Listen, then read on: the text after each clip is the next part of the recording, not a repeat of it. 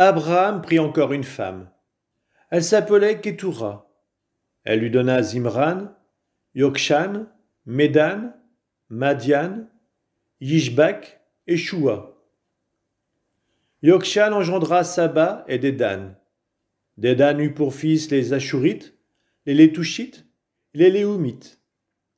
Madian eut pour fils Epha, Épher, Hanok, Abida et Eldaa. Ce sont là tous les fils de Ketura. Abraham donna tous ses biens à Isaac. Il fit des donations aux fils de ses concubines, et tandis qu'il était encore en vie, il les éloigna d'Isaac, son fils, en les envoyant à l'est dans un pays d'Orient. 175 ans. Telle fut la durée de vie d'Abraham. Puis il expira. Abraham mourut au terme d'une heureuse vieillesse, très âgé, rassasié de jours, et il fut réuni aux siens. Ses fils, Isaac et Ishmaël, l'ensevelirent dans la caverne de Macpéla, dans le champ d'Éphron, fils de Soar le Hittite, ce champ qui est en face de Mambré, et qu'Abraham avait acheté aux Hittites. C'est là qu'Abraham fut enseveli, auprès de Sarah, sa femme. Après la mort d'Abraham, Dieu bénit son fils Isaac, qui habitait près du puits de la Haïroï.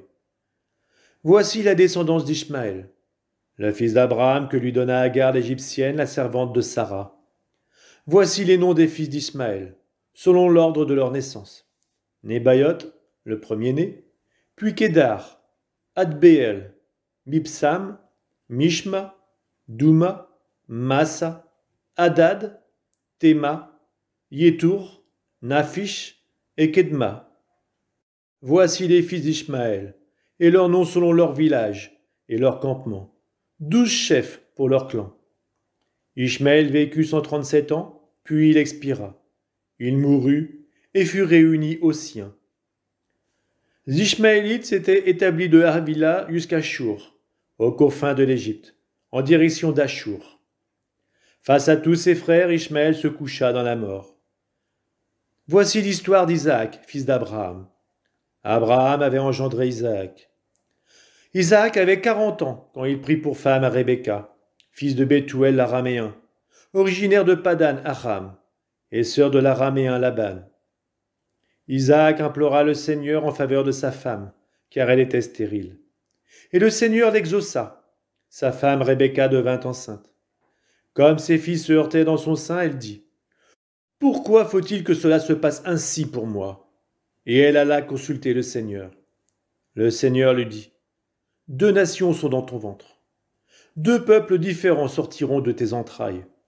L'un sera plus fort que l'autre, et l'aîné servira le cadet. » Quand arriva le jour où elle devait enfanter, voici qu'il y avait des jumeaux dans son ventre. Le premier qui sortit était roux, tout couvert de poils comme d'une fourrure. On lui donna le nom d'Ésaü. Après quoi sortit son frère, la main agrippée au talon d'Ésaü. On lui donna le nom de Jacob, c'est-à-dire il talonne. À leur naissance, Isaac avait 60 ans. Les garçons grandirent. Ésaü devint un chasseur habile, un homme des champs. Jacob était un homme délicat demeurant sous les tentes. Isaac préférait Ésaü, car il appréciait le gibier, mais Rebecca préférait Jacob. Un jour, Jacob préparait un plat, quand Ésaü revint des champs épuisé. Ésaü dit à Jacob, « Laisse-moi donc avaler cette sauce, le roux qui est là, car je suis épuisé. » C'est pour cela qu'on a donné à Ésaü le nom d'Édom, c'est-à-dire le roux. Jacob lui dit, « Vends-moi maintenant ton droit d'aînesse. » Ésaü répondit, « Je suis en train de mourir, à quoi bon mon droit d'aînesse ?» Jacob reprit, « Jure-le-moi maintenant. » Et Ésaü le jura. Il vendit son droit d'aînesse à Jacob. Alors Jacob donna à Ésaü du pain et un plat de lentilles. Celui-ci mangea et but, puis il se leva et s'en alla. C'est ainsi qu'Ésaü montra du mépris pour le droit d'aînesse.